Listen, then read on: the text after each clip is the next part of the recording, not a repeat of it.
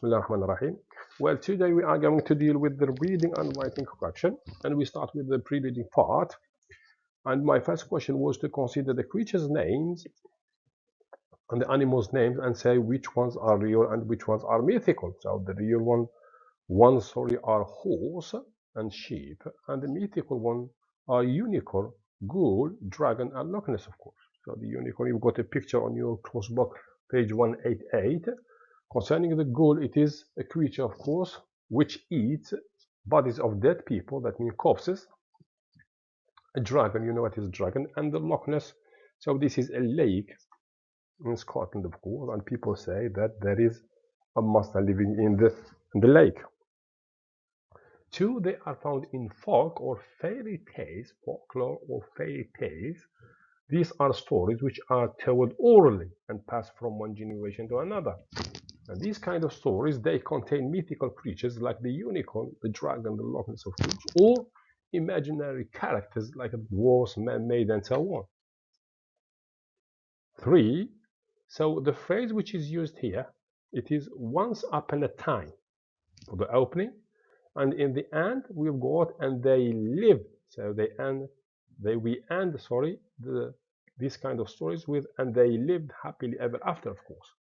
So in the ending, there is always a positive turn out for the hero and the heroines, and the tragic or sad ending for the villains. The villains here, it is the bad characters, of course.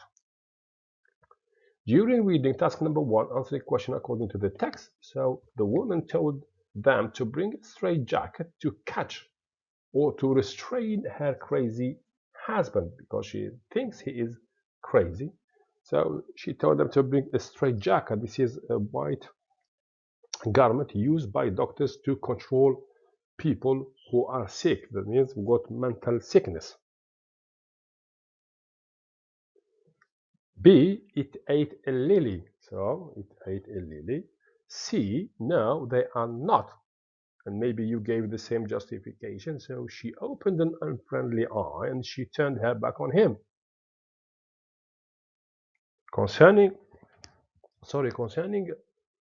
task number 2, so the words are the verb to subdue and the verb to gloat. It is to subdue and to gloat. Concerning the after reading part, this is very important here. So my answer to question number 1, the reference questions are A and B. So these are reference questions. They are called reference questions because the answers are mentioned clearly in the text, and you should be very careful here, of course, in your term exam or in your back exam. In this kind of question here, there are always some words in the question that can lead you to the answer. For example, if I take my second question and I said, what did the unicorn eat? So most of the words used in the question, they are found in the answer, of course. I just put the verb to eat in the simple past. 2, inference question. So the inference question here is C. So the answer for this kind of question, it is not stated directly in the text. So it is implicit, it is not explicit. So the learners has to infer or to deduce or even derive it from the text, I can say. So, and these kind of questions here are asked to check the learner's deep understanding of what he is reading, of course. And when inferring, of course, we combine different things.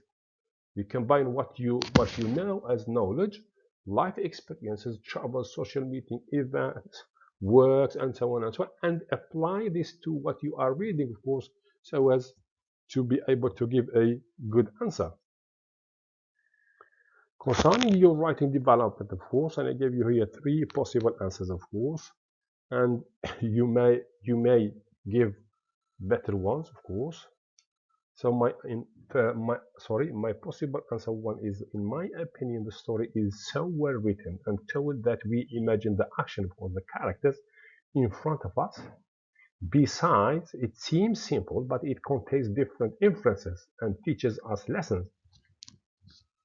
I like the husband character for he is witty and calculating, of course. He's vicious, malicious, and calculating, of course.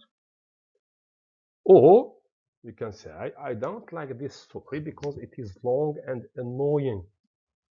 Moreover, it doesn't contain imagination, and so on. And then you finish, of course. It depends on each one's view. Answer 3, you can say, I like it because it is the kind of story we can tell when having family reunions. It is entertaining and doesn't contain rude language or indecent scenes.